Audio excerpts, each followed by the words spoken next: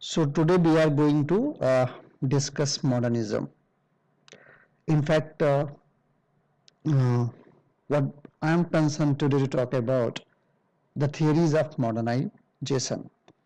So the theory of modernization inform us about how the various parts of the world developed into industrial powers.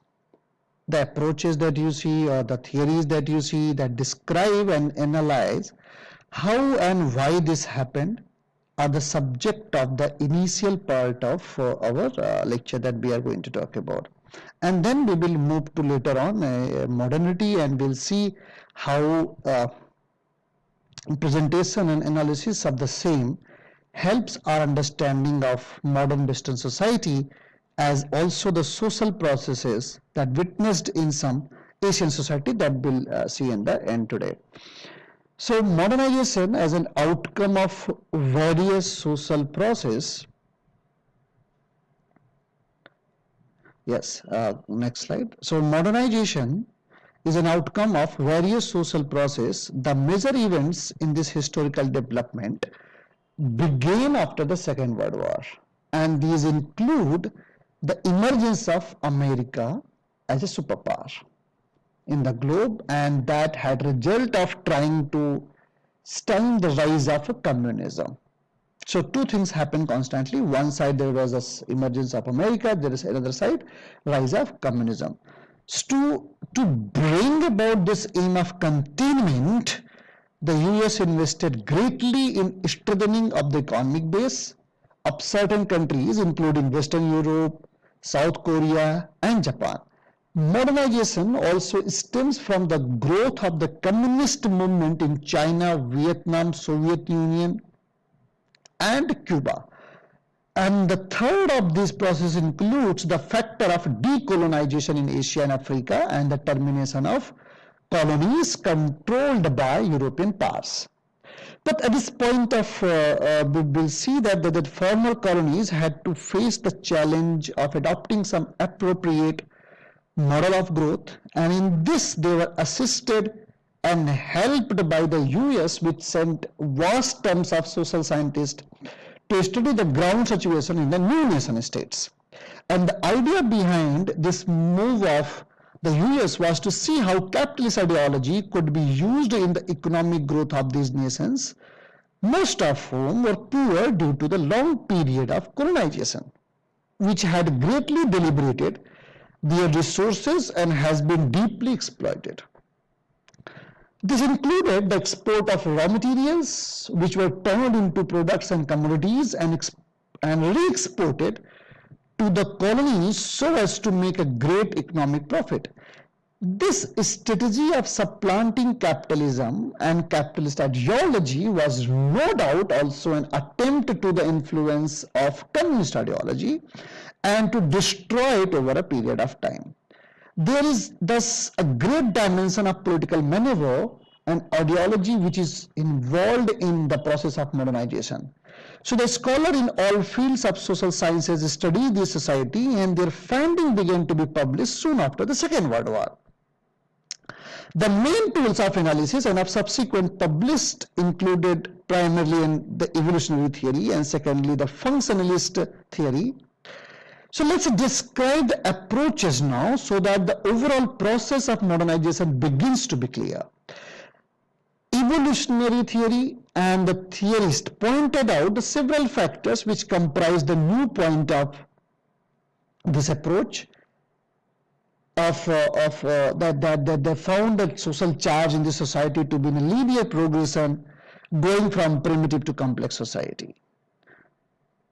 And this complex society led to, and I mean this was held to be so in all societies. Again, this theory and the theorist associated with it held that such linear progress of society was leading to a better world and represented the good of humanity and civilization at large.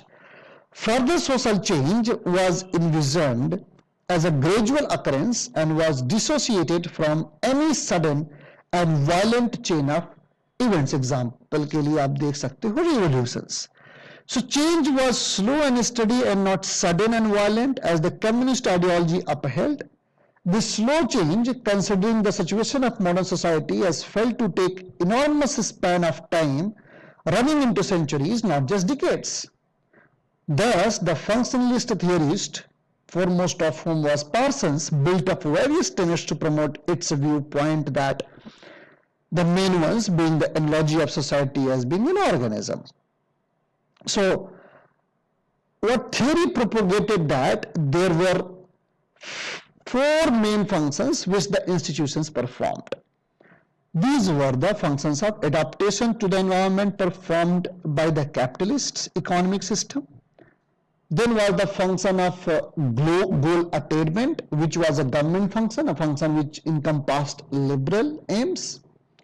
And then came the function of integration that was performed by legal and religious institutions, specifically the Christian religion. And finally, there is a latency function performed by the family and by educational institutions. So modernization approaches distinguished modernization approaches distinguished between traditional society and modern society. Traditional society were such that they tended to have a large personal face-to-face nature which was felt to be inferior in terms of market relations. On the other hand, modern societies tend to be neutral and therefore much more capable of dealing with and exploiting the market and the environment. One of the key institutions in the society is the family, and the nature of this differed again in traditional and modern society. Thus, the family in traditional society was responsible for many functions. That is to say, it is multifunctional and covered issues of religion, welfare, education, reproduction, also you can see emotional scaffolding. On the other hand, the modern family, which the functions of the family are now the domain of the state. In this theory, social disturbances occur when any of the parts of society begin to malfunction or to fail to deliver what was expected of it to maintain the status quo. Disturbances include peaceful violent agitation, revolutions, guerrilla warfare, and now terrorism. However, there is a disturbing side to these activities because any individual or lesser institutions that provoke the state and status quo is deliberately and often violently desisted and resisted for doing so. And these actions are deliberately viewed as actions which is humanitarian. The question of human rights is a recent phenomenon, and organizations have to be instituted to ensure that democracy is not violated at the cost of middle-level disturbances, whether by groups or by institutions. Let's say, for example, when we see how, like, what does McDonaldization do, right? What does McDonaldization do, which is not the phenomena of traditional society, that is very much phenomena of the modern society. So McDonaldization, as if we equate formal rationality with modernity, then the success and spread of the fast food restaurant, as well as to the degrees to which it is serving as a model for much of the rest of the society, indicate that we continue to live in a modern world. While there may be other changes in the economy which support the idea of a post-industrial society, the fast food restaurant and many other elements that are modeled after it do not, right? So what we see over here, that modernization and its a theory is expanding it to accept without hesitation that American policies of trade and foreign policies and that of international relations have to be accepted and subscribed to because they are at the core of modernizing process. As we have noticed that there is a heavy Western bias in these theories and their implications, modernization theory itself is mostly a Western product and set up these societies as an ideal that the less developed countries must follow without hesitation, including capitalist ideology, because this works best However, dependency theory takes a wider global perspective. It points out that the problem faced in development are not just those of social structure in traditional society, but in large part due to worldwide structure imposed by the Western world or the North. And in that line, I want you to think that the kind of metropolis satellite was established to just make a connection from the North and the South, and North, what I mean, North America and the South America. And you can also see the other parts as well. So there is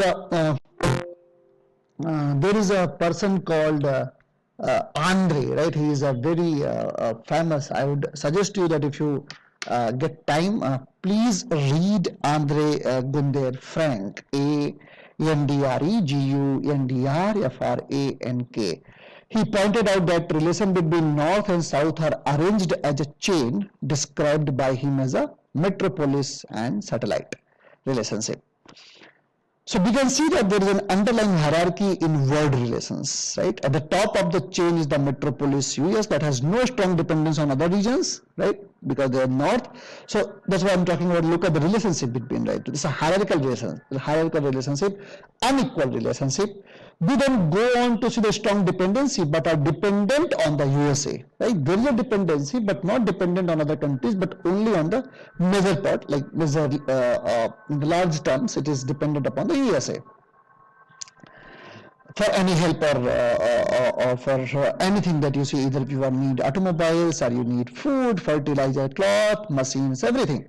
So these dependencies become a problem when a state wants to develop itself economically and socially, and thus such moves often call for sanction against the satellite states by the metropolis on which the satellite is dependent. This means also that dependency of this sort stems the freedom to choose by the satellite stations or states, and to try and to evolve in their one way, because whatever they have by way of economic wealth is consumed by the nations higher in the hierarchy, right? So you could see here that this theory actually witnessed international relations and the aid to the third world by the North, and that had the most exploitative terms and conditions that ensure that satellite states can never be free of the donor in economic terms. So let's move to more about the mass media and technological innovations, right? So what we see that the kind of economic experts were developing, it helped, like mass media helped to spread technological innovations that were to the core of modernizations. And then also we see that cultural development, including education and literacy rates, and this too was added by the mass media, which can promote modernity. And we can also think about the way it identifies development, especially a rational identity, was also helped by the media, including the process of nation building and elections, right?